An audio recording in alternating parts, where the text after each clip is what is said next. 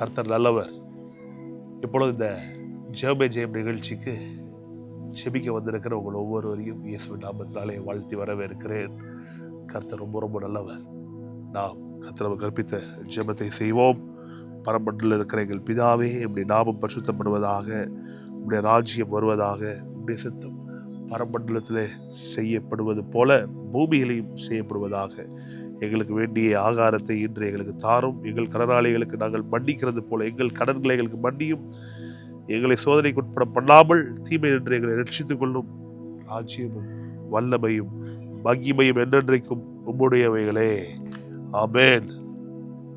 எபேசியர் 1:17 19 வரைக்கும் இருக்கிற இந்த அற்புதமான ஜெபத்தை செய்வோம். நம்முடைய கர்த்தராகிய இயேசு கிறிஸ்துவின் தேவனும் மகிமையின் பிதாவானவர் தம்மை நீங்கள் அறிந்து கொள்வதற்கு ஏதுவான ஞானத்தையும் தெளிவையும் அளிக்கிற ஆவியை உங்களுக்கு தந்தரல வேண்டும் என்றும், தாம் நம்மை அழைத்ததினாலே நமக்கு உண்டாயிருக்கிற நம்பிக்கை என்னதென்றும், பரிசுத்தவான்களிடத்தில் நமக்கு உண்டாயிருக்கிற சோதரத்துடைய மகிமையின் ஐஸ்வர்யம் என்னதென்றும், தாம் கிறிஸ்துவை மரித்தோடு எழுப்பி அவரிடத்தில் நடப்பித்த தமது பலத்த சத்துவத்தின் வல்லமையின்படியே விசுவாசிக்கிறவர்களாகிய நம்மிடத்தில் காண்பிக்கும் தம்முடைய வல்லமையின் மகா மேன்மையான மகத்துவம் இன்னதென்றும் நீங்கள் அறியும்படிக்கு அவர் உங்களுக்கு பிரகாசமுள்ள மலக்கண்களை கொடுக்க வேண்டும் என்று வேண்டிக் கொள்ளுகிறேன். பிதாவிடம் சொல்லி செபிக்கிறோம். இயேசுவின் நாமத்தினாலே உடைய சமூகத்தில் நின்று செபிக்கிறோம்.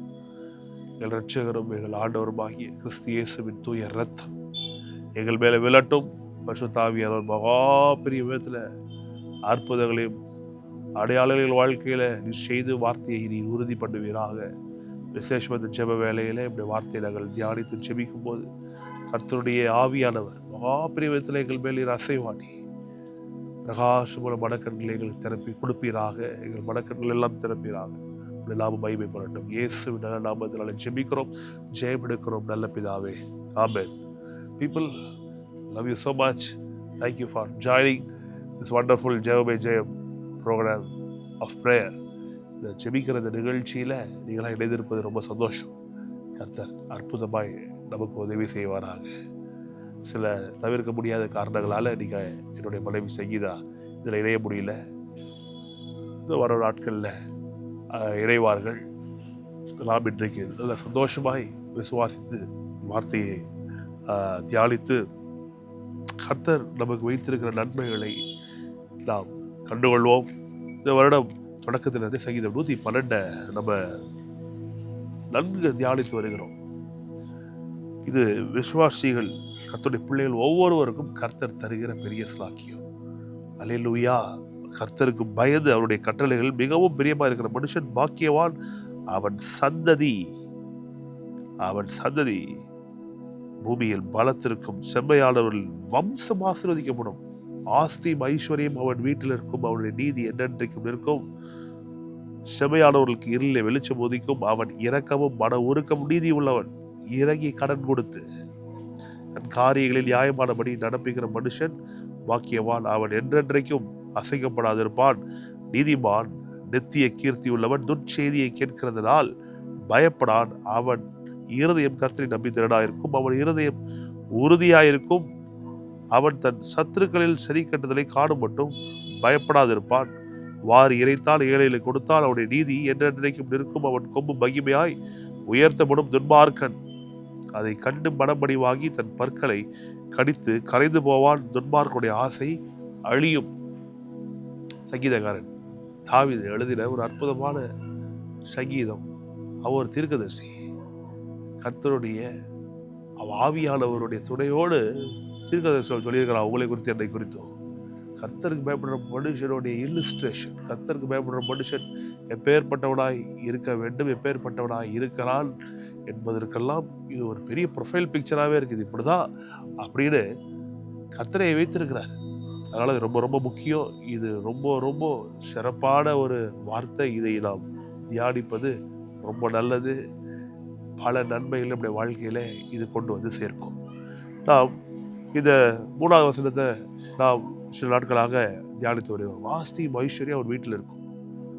இங்கே ஆஸ்தி ஐஸ்வர்யம் அப்படின்னாலே செழிப்பு, இந்த போதனை தவறு பாருங்க. பிசாசு அப்படியே மக்களை, கிறிஸ்தவ மக்களை ஏமாற்றி வைத்திருக்கிறான்.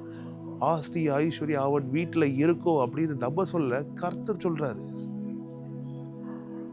இத பழைய ஏற்பாடு தூக்கி எறிய முடியாது. ஏனென்றால் ரோமர் 15:4 சொல்லுகிறது, நமக்கு கர்த்தர் இதெல்லாம் போதனைகளாக வைத்திருக்கிறாராம்.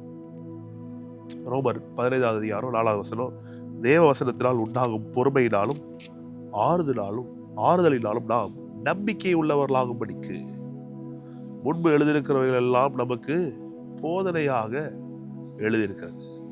பாருங்க, முன்பு எழுதப்பட்டதெல்லாம் போதனையாகவே எழுதப்பட்டிருக்கு. நீங்கள் ஒருமனப்பட்டு நம்முடைய கர்த்தராகிய இயேசு கிறிஸ்துவின் பிதாவாகிய தேவனை ஒரே வாயினாலே மகிமைப்படுத்தும்படிக்கு இந்த பொறுமையும் ஆறுதலையும் அளிக்கிற தேவன் அப்படின்னு போட்டிருக்கு. பொறுமையும் ஆறுதலையும் கர்த்தர் நமக்கு அளிக்கிறாரா? எப்படி அளிக்கிறாரு? முன்பு எழுதப்பட்ட இந்த வசனங்கள் இதெல்லாம் நமக்கு பொறுமையை கொடுக்குது, நமக்கு ஆறுதலை கொடுக்குது, நமக்கு நம்பிக்கையை தருகிறது. இப்போ பழைய ஏற்பாடு அப்படின்னு தூக்கி எறிய முடியாது. பழைய ஏற்பாடு சொல்லி சங்கீதம் 91 தூக்கி எறிஞ்சிட முடியுமா? சங்கீதம் 23 தூக்கி எறிந்து விட முடியுமா? அபிரகாம், ஈசாக்கு, யாக்கோபு, அப்புறம் ஆதியாகமத்தில் சொல்லப்பட்டது, யாத்திராகமத்தில் சொல்லப்பட்டது எல்லாம் தூக்கி எறிந்து விட முடியுமா? எதுவுமே முடியாதே.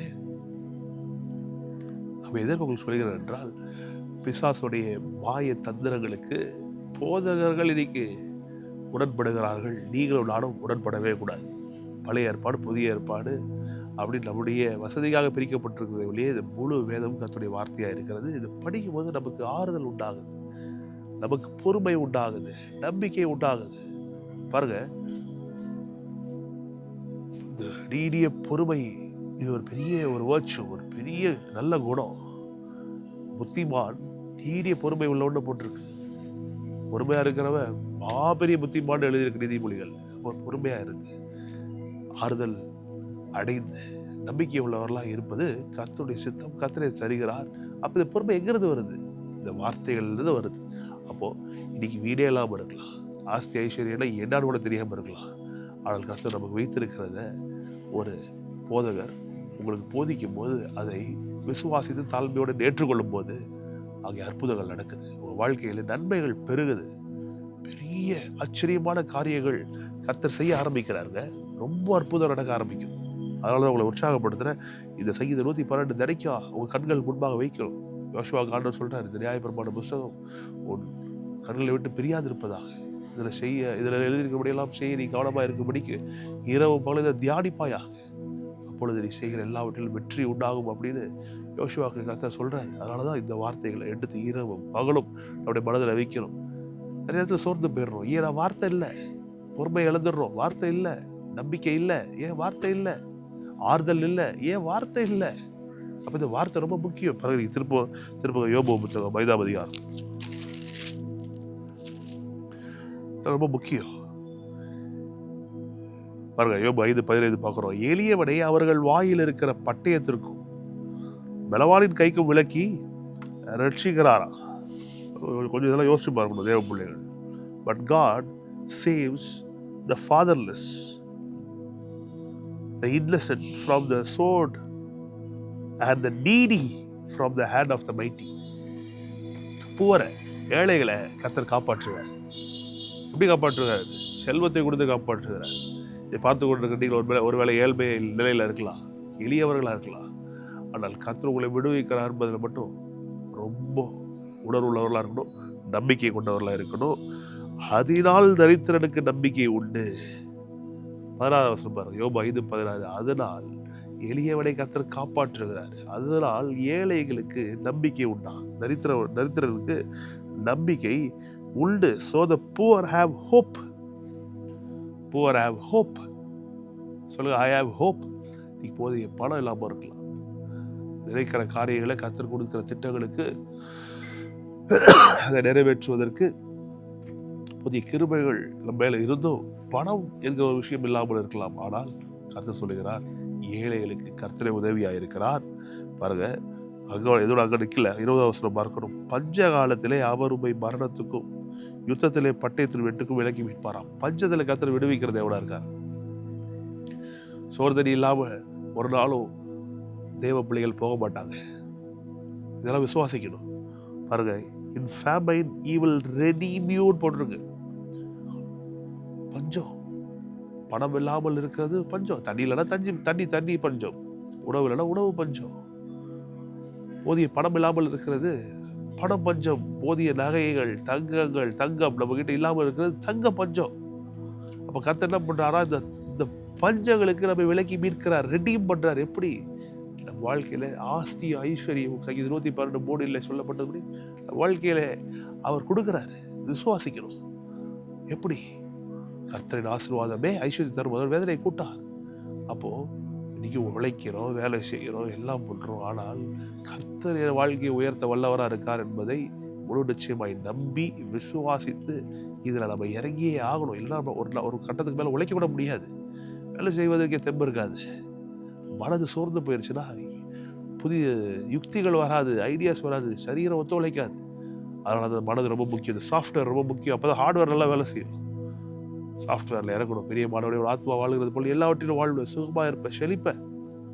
பஞ்ச காலத்திலே கர்த்தருக்கு உதவி செய்ய வல்லவராக இருக்கிறார், விடுவிக்க வல்லவராக இருக்கிறார். பாருங்க 22 போட்டிருக்கு, பாழாக்குதலையும் பஞ்சத்தையும் பார்த்து நகைப்பு. யோபு 5:22, பாழாக்குதலையும் பஞ்சத்தையும் பார்த்து நம்ம சிரிப்போமா? நீ என்னடா என்ன செய்ய முடியும்? நீ பணம் இல்லாம இருக்கலாம் கையில, ஆனால் கர்த்தருடைய ஆசீர்வாதம் எவ்வளவு இருக்கு நம்புங்க. பஞ்சத்தை பார்த்து நீங்க சிரிப்பீங்க. ஏன்னா உங்களுக்கு தெரியும், எனக்கு தெரியும், கர்த்தர் நம் தேவைகளை சந்திக்கிறவர் மட்டும் இல்ல, மீதம் எடுக்க வைக்கிறவர், உதவி செய்கிறவர். At destruction and famine you shall laugh. பொல்லாப்பும் வாதையும் உலகம் முழுவதும் பஞ்சமும் கொடிய நாட்களும் வரும்போது you will be laughing. I will be laughing. We all will be laughing. நம்ம எல்லாரும் சிரிப்போம்மா. அப்படின்னு அப்படின்னா என்ன அர்த்தம்? அவ்வளோ இருக்கும் நம்ம கிட்ட. தேவைக்கும் அதிகமாய் வாரி இறைக்க நம்மதாக உலகத்தின் தேவையெல்லாம் சந்திக்க போகிறோம். கர்த்தர் நம்ம கொண்டுதான் பல காரியங்களை செய்ய போகிறார். இதெல்லாம் மனதில் வைக்கணும். அதனாலதான் ரொம்ப ரொம்ப முக்கியங்க.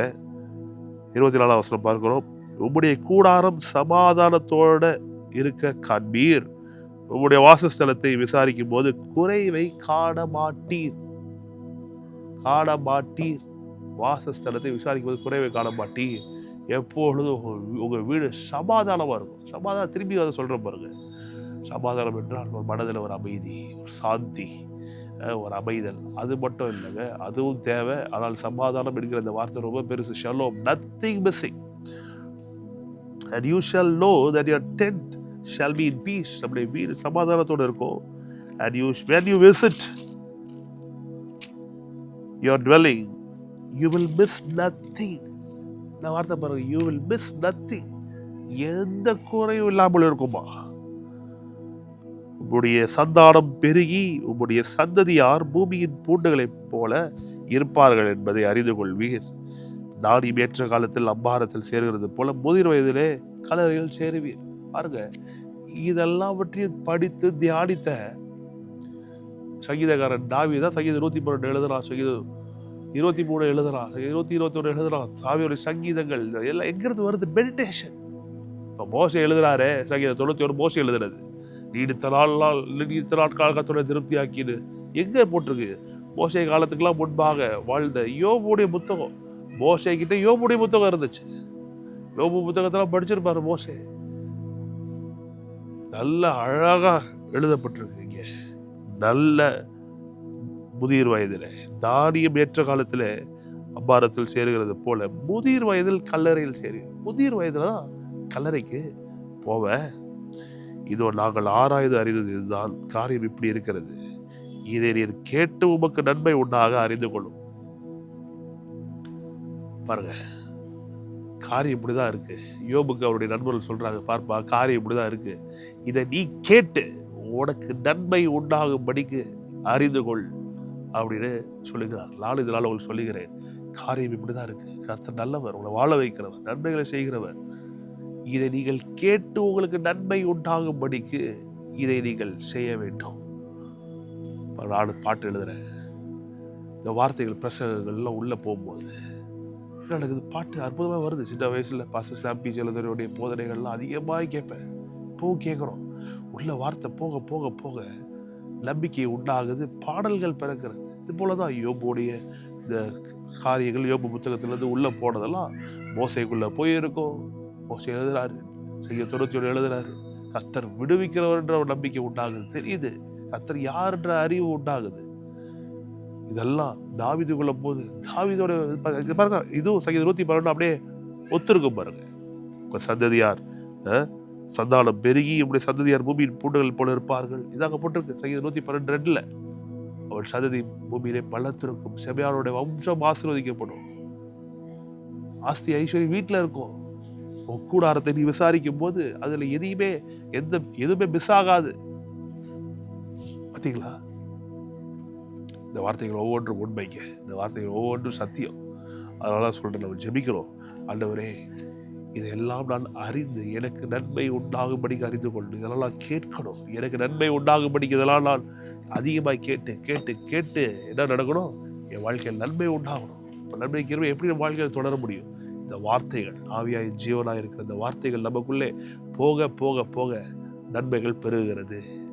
இந்த சத்தியம் நம்மை விடுவிக்கிறது.